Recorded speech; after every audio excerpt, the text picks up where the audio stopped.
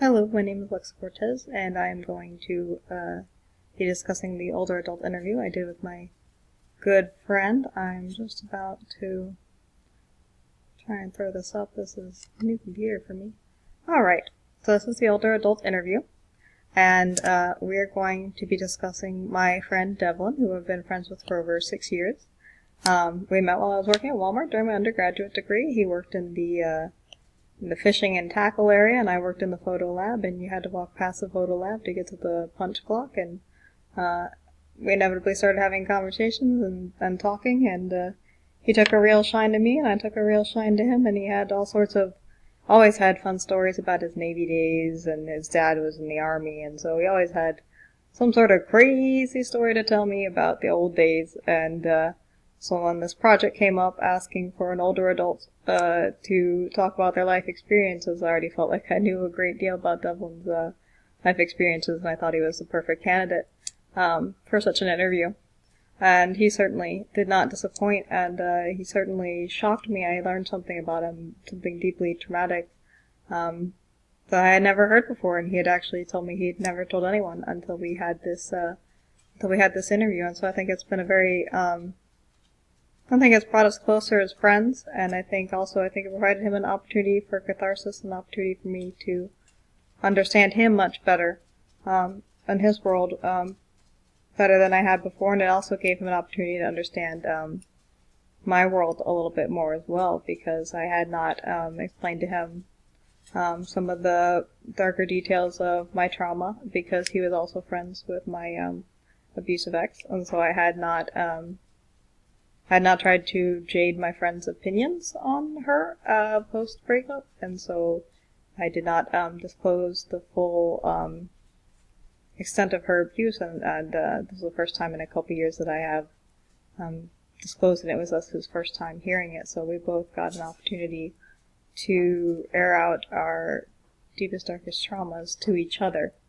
And so that was greatly enjoyable. So moving into Erikson, I do know quite a bit about Erikson and have known quite a bit about Erikson. I think for me it was very difficult to settle on a stage that was potentially the most influential in Devlin's life in order to research. But I've essentially decided to settle on identity versus role confusion because I think during the time that he was developing this, in this stage, the identity versus role confusion when he was about 13, it was what he told me was the worst year of his life.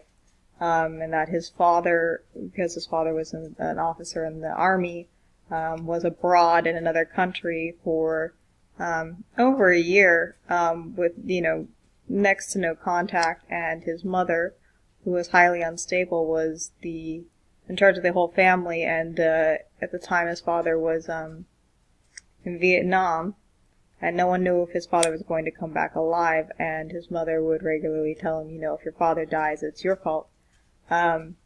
Which was never I asked Devlin, what was her, reasoning for saying that it would be your fault that your father died, and there was no real solid reason, but it was definitely held over his head, and he said he used to run away every single night from his mother's house, and, sleep wherever, go wherever, because he just did not want to be in that environment, understandably, and that his sister was the same way. As his mother, and that she used to physically assault him, and increase the intensity and duration and, frequency of her assaults, based on the amount of attention she was or was not getting from the rest of the family. So she assaulted him more often, then she got more attention, and so this, of course, increased her behavior, and of course no one extinguished the behavior in her, so he was unfortunately the recipient of all the physical and mental and emotional abuse. And without his father around, I don't think he ever settled on a clear identity, mostly because his identity was always being compared to the other people in his life. So, he was the reason his father was fighting in the war. Although there's no clear basis for that. It was suggested that he was. And he revealed to me, that for the longest time, he thought he would be in the army, just like his father and ultimately his brother, but ended up in the Navy. But even that didn't stick. He quit the Navy despite being there over 20 years. And because he just got sick of the environment and did not feel that he fit in, per se, and so he left the Navy before he could get full and complete long-lasting benefits, and he says it was one of the greatest regrets of his life. And after that, he never really settled on anything. He never settled, strongly in one place. He never settled in one job.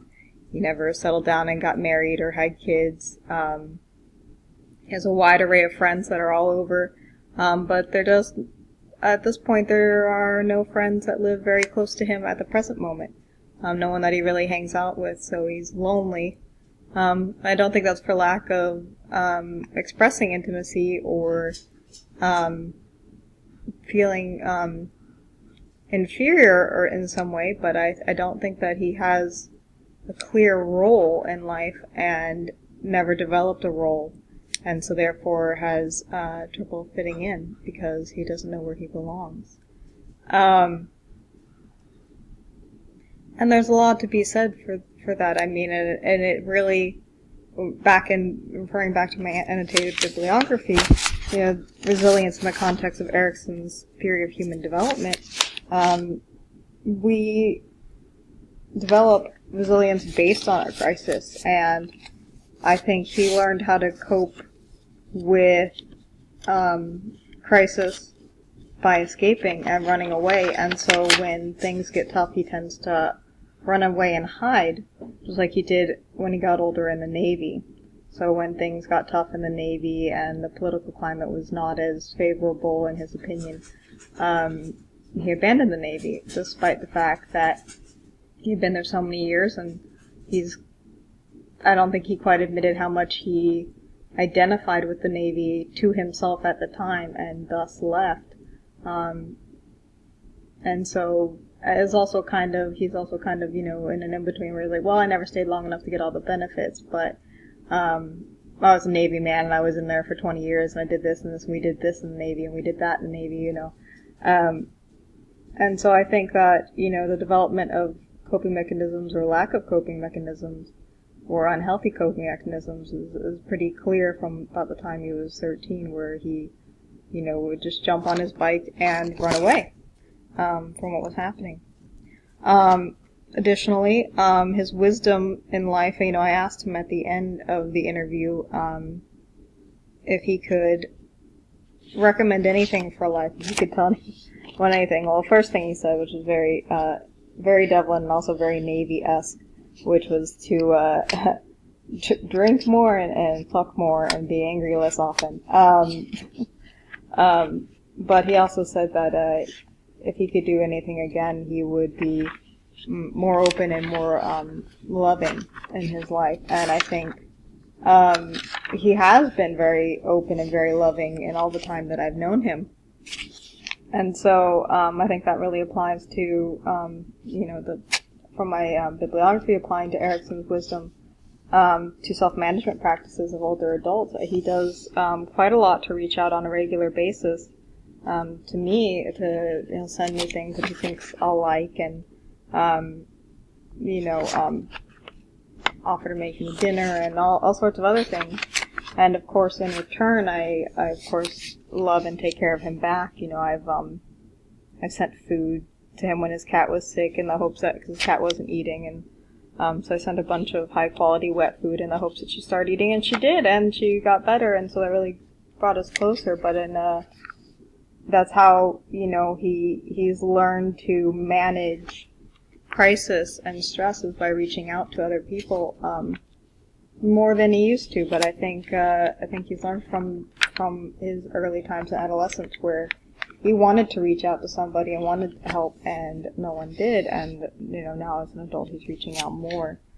I also believe that his self-concepts are definitely affected. That's also another thing from my annotated bibliography. So what he revealed to me, his great trauma, was that when he was about 19, he was dating a Navy nurse while he was in the Navy, and they were stationed in Puerto Rico, and she and her sister were driving home from work. They were both Navy nurses, and they were hit and they died instantly. And he found out from her other sister that she was pregnant at the time, but she had not told him she was pregnant. And so that was the first he'd heard of it.